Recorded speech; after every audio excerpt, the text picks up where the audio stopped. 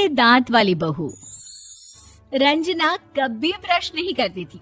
उसे कितनी बार उसके माँ बाप ने डांटा, लेकिन उसका कोई असर उस पर होता ही नहीं था, जिस कारण से उसके दांत पीले पीले हो जाते हैं। शादी के बाद। अरे बहू, वैसे तो तुझ में कोई कमी नहीं है, पर तेरे दांत इतने पीले कैसे हैं बेटा? कैसे है मतलब? कोई सर्जरी थोड़ी ना कराई है। वो तो क्या नाम, मैं ब्रश नहीं करती थी तो पीले हो गए। अब क्या करूं? आप कहे तो लाल करवा लूं या फिर काले? यार ये क्या है, क्यों माँ से लड़ रही हो? लड़ रही हूँ? अरे मैं लड़ रही हूँ या ये बोल रही है कि दांत पीले हैं, पीले। अरे तपस्या थोड़ी ना की है इन्हें पीले करने के लिए। बकायदा ब्रश नहीं किया है 20 साल तक, तब जाकर। छी, कैसी बात कर रही हो? ये उस वक्त तो पीले नहीं थे जब हम लोग तुम्हें देखने आए थे। अरे तब साफ करवा लिया होगा डेंटिस्ट के पास जाकर। अब देखो कैसे पीले पीले लग रहे हैं। रंजना सास की तरफ गुस्से से देखती है। फिर शुरू हो गई पीले पीले पीले। अरे पीले तो तब भी थे जब मेरे हाथ का रसगुल्ला उड़ा उड़ा कर खा रही थी और बोल रही थी, लड़की नहीं गुणों का खजाना दे रहे भाई साहब आप। खैर, अब वो लोग करते भी तो क्या करते, पीले दांत वाली बहू पल्ले पड़ी थी तो झेलना तो था ही। एक दिन कीर्तन में रंजना गाना गा रही थी। अरे कमला बहन, माँ का द्वार है, यहाँ तो सब शुद्ध होकर आते हैं, फिर अपनी बहू को ब्रश भी नहीं करवाती तुम। दूर से पीले पीले दांत भक्ति में बाधा उत्पन्न कर रहे हैं। अरे कोई 2 साल के बच्चे थोड़ी ना लेकर आई हूँ मैं बहू बनाकर। अच्छी खासी लड़की है, अरे कैसे करवाऊं ब्रश? ये तो उसे खुद करना चाहिए ना। अब माँ बाप तो इसके जैसे तैसे निपटा दिए, ये नहीं सोचा कि सास कैसे संभालेगी। सास बहू को लेकर घर आ जाती है, लेकिन सोच लेती है कि अब इसे लेकर कहीं नहीं जाएगी। अगले रोज बहू कहती है, अरे क्या हो गया, मंदिर नहीं जाना क्या? कीर्तन का वक्त हो रहा है। मेरी मधुर वाणी से कान्हा जी जागते हैं और सोते हैं। आप तो जानती है ना उनकी भक्ति में कितना मन लगता है मेरा। वो क्या है ना, तबीयत ठीक नहीं लग रही है मेरी, आराम करूंगी मैं। तबीयत ठीक नहीं लग रही? अभी तो मिथुन के गाने पर नाच रही थी आप, और अब बोल रही है कि तबीयत ठीक नहीं लग रही। अरे भक्ति में मन लगा लो सासू माँ, ऊपर जाना है, क्या मुंह दिखाओगी आप? हाँ? सास को बहू की बात पर गुस्सा आ जाता है। मैं क्या मुंह दिखाऊंगी, इसकी चिंता तो ना कर, समझी? अपने मुंह की चिंता कर, जो ये पीले पीले दांत लेकर हर जगह पहुंच जाती है। पता है लोग कितना मजाक बनाते हैं। ना जी ना, मैं नहीं जाना कहीं तेरे साथ। तो ये बात है। कोई ना, मत जाओ, मैं अपने कमरे में ही बैठकर भक्ति कर लूंगी। ऊपर वाला दांत थोड़ी ना देखता है, मन देखता है, भावना देखता है।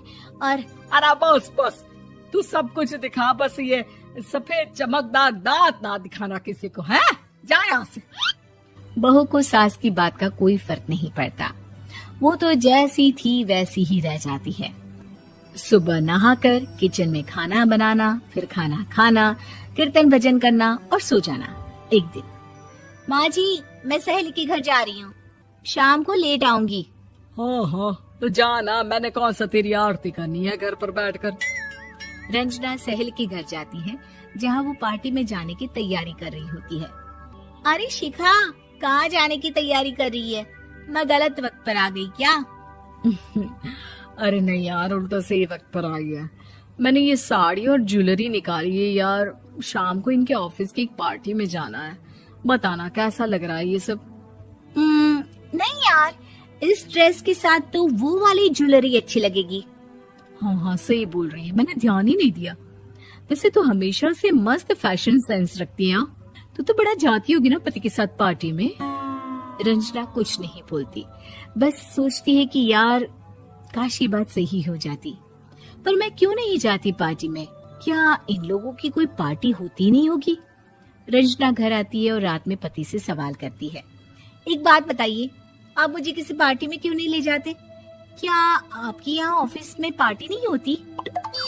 पति बेचारा क्या कहता कि दांत पीले हैं तुम्हारे इसलिए।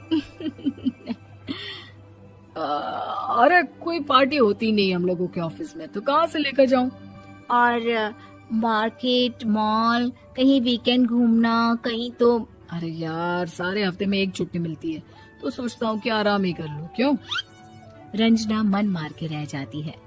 पहले कभी सास के साथ मंदिर जाया करती थी, लेकिन वो भी सास ने ले जाना बंद कर दिया। घर बैठी बैठी रंजना बोर हो जाती है। तभी उसे आइडिया आता है और वो मायके जाने का सोचती है। सासू माँ, 2 दिनों के लिए मम्मी के घर जा रही हूँ। अच्छा अच्छा, ठीक है, आराम से जा। और हाँ, माँ से कुछ अच्छी आदत सीख कर आना कि कैसे शरीर के हर भाग की तरह दांतों की सफाई भी जरूरी होती है, समझी? शुरू हो गई ना आप? वो लोग आपकी तरह नहीं है कि छोटी छोटी बात का बतंगड़ बना दे।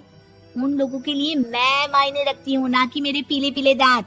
रंजना माँ को बिना बताए उन लोगों को सरप्राइज देती है, लेकिन जैसे ही वो दरवाजे पर पहुंचती है, अंदर देखती है कि घर वाले कहीं जा रहे होते हैं। अब माँ, काश रंजना दीदी के दांतों वाली प्रॉब्लम नहीं होती, तो वो भी हम लोगों के साथ चलती ना बुआ जी की बेटी की शादी में। हाँ बेटा, लेकिन अब उसे कौन समझाए कि उसको उसके पीले दांत नहीं दिखते, लेकिन उसके आसपास के लोगों को कितना एम्बैरेसिंग फील कराते हैं। मुझे तो कितनी बार उसके स्कूल की टीचर ने शिकायत की कि उसके साथ कोई लड़की बैठना भी नहीं चाहती, और ना ही कॉलेज में कोई उससे बात करना चाहता था। लेकिन पता नहीं क्यों उसे ये बात समझ में ही नहीं आती। कोई कमी नहीं है उस लड़की में, बस यही कि दांत पीले हैं। वो तो भला हो जीजा जी और उनकी माँ का, जो दीदी को जैसी है वैसे ही रखा हुआ है।